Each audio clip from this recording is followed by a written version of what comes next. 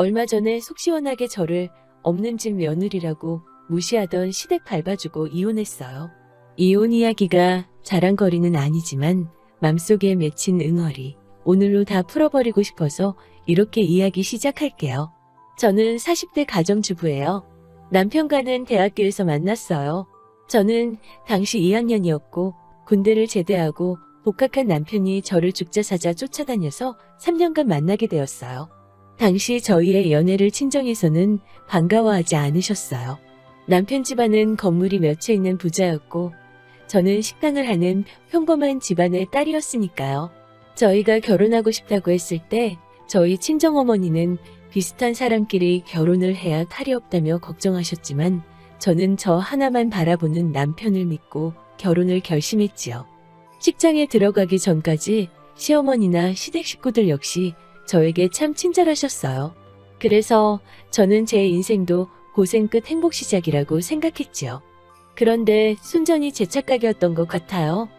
신혼여행에서 돌아와 시댁에 인사를 간 날 우연히 부엌에서 시댁 식구들이 하는 대화를 듣게 된 거지요. 아마 제가 해온 이바지 음식이 마음에 안 드셨나 봐요.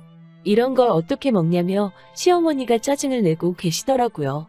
시어머니가 모양 빠진다며 그냥 갖다 버리라고 그러시니 큰형님과 신우도 시어머니께 맞다며 없는 집에서 자라서 그런지 보는 눈이 낮은 것 같다고 옆에서 거들고 있더라고요. 차라리 못 들은 척 했어야 하는데 순간 고생해서 준비해 주신 친정어머니 생각이 나서 제가 부엌으로 뛰어들어간 거죠. 어머니가 던져놓으신 이바지 음식을 울며 주섬주섬 챙겼어요. 하지만 이건 단지 고생의 시작이었을 뿐이었어요. 결혼하자마자 분가에서 사시는 큰형님네와 달리 저희는 시부모님을 계속 모시고 살아야 했어요. 큰형님이 분가하신 이유는 큰형님은 피아노를 전공한 소위 예술가라서 정신적으로 예민하고 그래서 환경이 중요하다나요? 그에 비해 저는 평범한 대학을 나왔으니 당연히 시부모님을 공경하고 살아야 한다는 게 시댁 식구들이 말하는 저희가 같이 살아야 하는 이유였어요. 들으시는 여러분들도 말도 안 된다고 생각하시죠? 저도 그렇게 생각했어요. 그런데 저희 남편도 시댁 식구랑 똑같은 소리를 하더라고요. 하지만 그때만 해도 신혼이었고 저도 며느리로서 예쁨받고 인정받고 싶은 마음이 있었기 때문에 군소리하지 않고 알겠다고 했지요. 그렇게 3년을 시부모님과 함께 지냈어요. 사실 말이 함께 지낸 거지. 저는 식모나 다름 없었던 것 같아요. 그렇게 돈이 많으신 시부모님은 바깥 음식은 싫어하셨기 때문에 외식도 좋아하지 않으셨고 그래서 저는 삼시세끼를 다 직접 해내는 수밖에 없었지요. 게다가 남편이 하는 사업은 생각만큼 잘 되지 않아서 저희는 매달 시어머니께 생활비를 받았어야 했어요.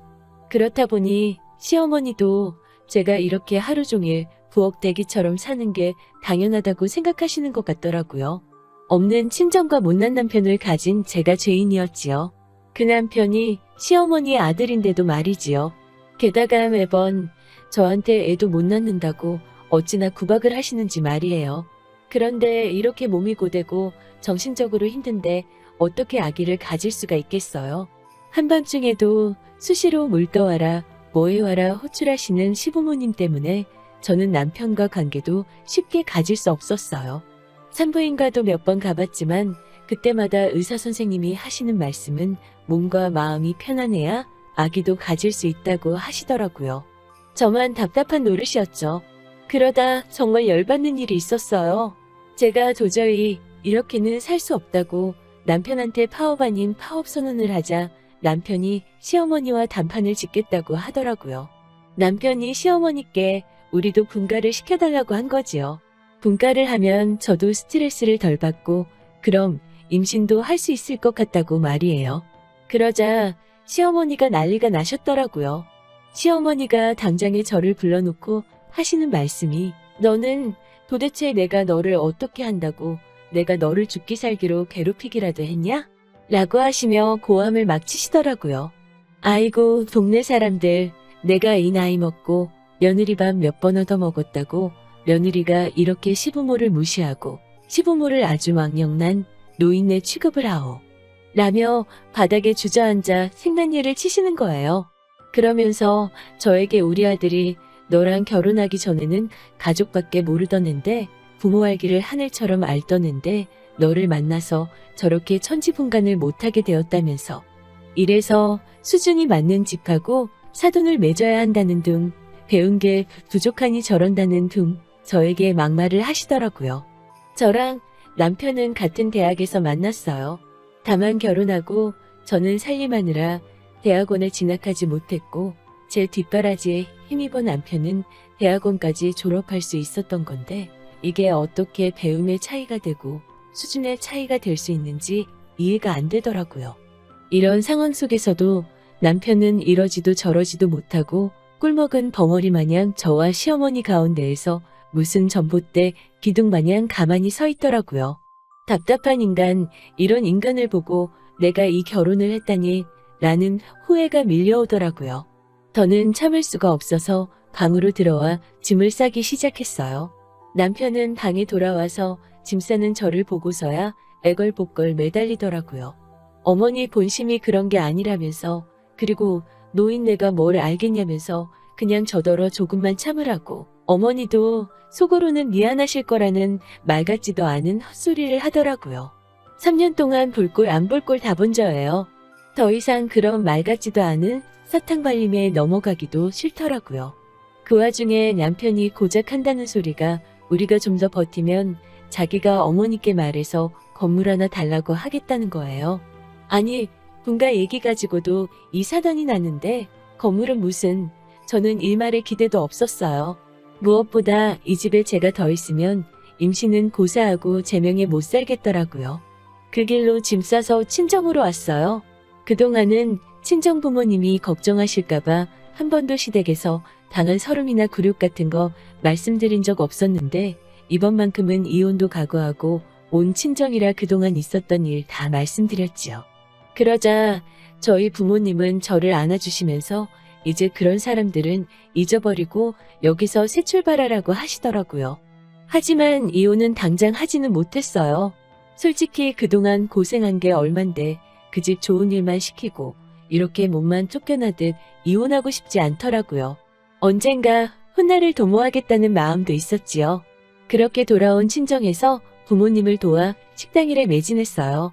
어쨌든 부모님께 용돈을 드려도 모자랄 나이에 돌아온 친정이니 짐이 되기 싫어서 죽기 살기로 일했지요. 그렇게 일하다 보니 그동안 받은 상처, 고통도 금방 잊혀지는 것 같고 도움이 되더라고요. 부모님은 추어탕집을 하고 계셨는데 두 분이서 돈 아끼신다고 일하는 사람도 못 쓰고 하시다 보니 가게 문도 일찍 닫아야 되고 많이 팔지도 못하고 여러 애로사항이 있었죠.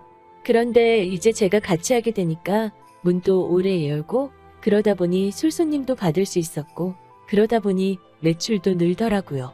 그러던 어느 날 지역 신문사에서 저희 가게에 회식을 오게 된 거지요. 저는 평소처럼 맛있고 양 많은 추어탕을 팔았을 뿐인데 며칠 뒤 저희 가게에 대한 글이 실렸더라고요. 어찌나 칭찬일색을 해주셨던지 몸둘 바를 모르겠더라고요. 그러자 이번엔 지역 방송국 맛집 탐방 프로그램에서 취재를 나오더라고요.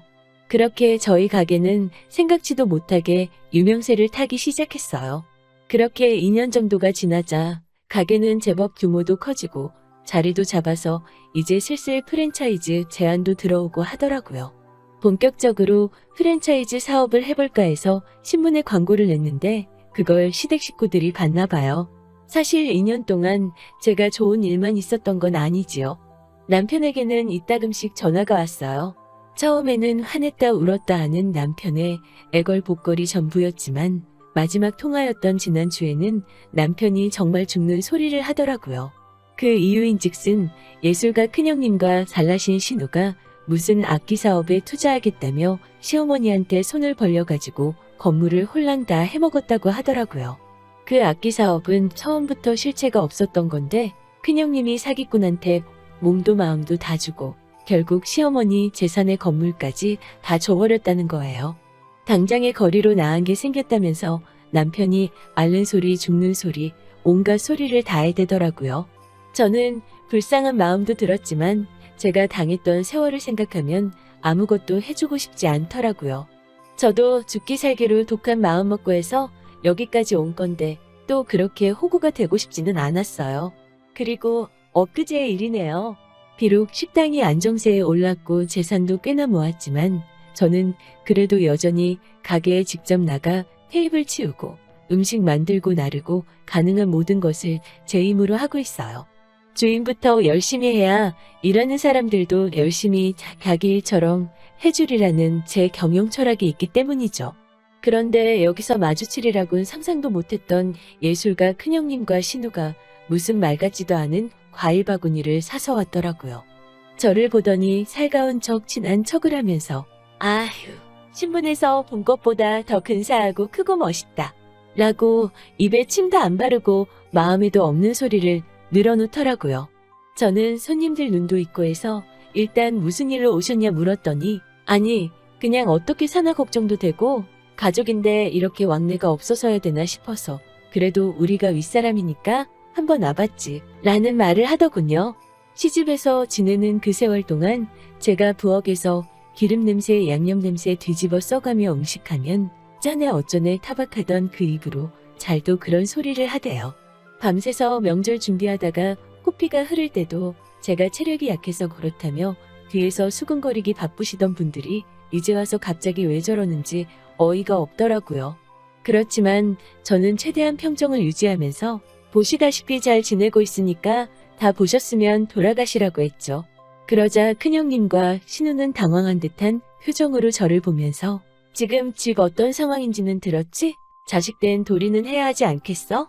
라고 하는 거예요. 저는 정말 순간 꼭지가 돌아버리는 기분이더라고요. 저는 일단 알겠다 제가 이따 가게 문 닫으면 시댁으로 가겠다 말하고 돌려보냈어요. 끝까지 꼭 와야 돼. 우리가 맛있는 거 해놓고 기다릴게. 라며 가식을 보이더라고요. 저녁 10시가 다 돼서야 시댁에 도착했어요. 들어가기 전 심호흡을 하며 다시 한번 제가 당했던 일들을 곱씹어봤지요. 저도 사람이니까 만약에 저한테 정말로 미안해하고 사과라도 하면 받아주려고 했어요. 그래도 남편을 사랑했고 제가 사랑한 남자의 가족들이니까요. 그런데 집안에 들어가자 시어머니는 너는 우리가 기다리고 있는 걸 알면서도 왜 이제서야 오느냐며 보자마자 화를 내시더라고요. 며느리가 제일 지켜야 하는 도리가 뭐냐면서 말이죠. 그까짓 돈 몇 푼 번다고 지금 유세냐고 그러시더라고요. 거기서부터 이미 저는 마음 정리가 끝났죠. 그렇지만 정말 마지막이라고 생각하고 온자리이고 마무리는 깨끗하고 뒤끝없이 하고 싶어서 꼭 참으며 자리를 지키려고 했어요. 그런데 큰형님과 신우라는 사람이 대화가 자기들 뜻대로 안 흘러가는 것 같으니까 가르치는 말투로 저에게 그러네요. 사람이 가진 게 있으면 베풀 줄도 알고 주변을 돌아볼 줄도 알아야 하는데 우리 동서는 그게 잘 안 되나 봐. 하긴 처음 이렇게 누려보니까 그럴 수도 있겠다. 우리가 이해해. 저는 그대로 자리를 박차고 일어나 현관으로 향했어요. 뒤통수에서 느껴지는 따갑고 어이없는 시선들을 향해 귀가 썩을 것 같아서 더는 못 씻겠다고 했죠. 그러자 남편놈이 따라오며 제 손목을 잡더라고요. 저는 화가 있는 대로 나서 제가 신고 왔던 구두로 남편을 후드려 갈겼죠. 그러자 시어머니하고 남편 큰형이 막 난리가 나더라고요. 이게 어디서 배워먹은 짓거리냐면서요. 그래서 남편 큰형도 후드려 갈겼습니다. 양손에 신발을 한 짝씩 들고 그냥 미친 듯이 보이는 것 없는 사람 마냥 두들겨댔어요. 너는 네 와이프 주둥아리랑 거식이나 잘 관리하라면서 말이죠. 그리고 신우한테도 너도 내 손에 걸리기만 하면 아주 가만 안 둔다? 아주 그냥 멍청한 게 자랑이냐? 고 한마디 해줬죠. 시어머니는 뒷목 잡고 쓰러지기 일보 직전이더라고요. 어찌나 그 광경이 재밌던지요. 남편한테는 나랑 지금 나가면 내가 너 하나는 예정을 생각해서 먹여 살려줄 수 있어. 그런데 네 가족들은 안 돼. 라고 말해주었습니다. 그러자 남편 이 자식이 또 예전처럼 전봇대 기둥마냥 가만히 서가지고는 우물쭈물 거리더라고요. 그 꼬라지를 보니 저놈도 역시 안 되겠구나 싶었어요. 저는 미리 도장 찍어놨던 이혼 서류를 남편한테 던지면서 야, 됐어. 이걸 고민한다는 거 자체가 너는 구제불능인 거야. 내일 가서 병원 가서 진단서나 끊어놔. 내가 그 정도 개값은 물어줄 테니까 라고 하며 제 신발 2짝 챙겨서 나왔어요. 그렇게 나와서 양쪽 창문 내리고 신나게 밟으면서 운전을 하니까 서울 공기가 이렇게 상쾌했었나 싶더라고요. 이제 정식으로 이혼하고 하면 또 뭐 진흙탕 싸움이 될 수도 있겠죠? 그래도 저 지금 너무 후련하고 속 시원해요. 시모 뒷목 잡고 쓰러지는 꼴을 봤어야 하는데 너무 일찍 끝낸 건가 싶어 조금 아쉽네요.